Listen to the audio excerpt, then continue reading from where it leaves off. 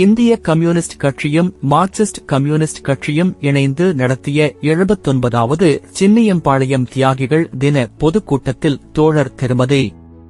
உயிர்வாசிகி CPIM மத்திய குழு உறுப்பினர் அவர்கள் மற்றும் தோழர் திரு ட லெனின் சிபிஐ மாநில குழு அவர்கள் இருவரும் மயிலம்பட்டி ஊராட்சி மன்ற முன்னாள் தலைவர் திருமதி கே சாரதாமணிகுமார் அவர்களுக்கு 5 வருடம் சிறப்பாக பணியாற்றியதற்காக பாராட்டு செய்தனர்.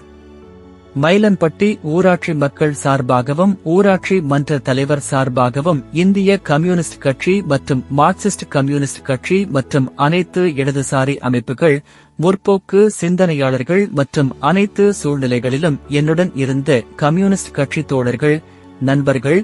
அனைத்து கட்சியினர் மற்றும் ஊராட்சி பொதுமக்கள் அனைவருக்கும் எனது மனமார்ந்த நன்றியை தெரிவித்துக் கொள்கிறேன்.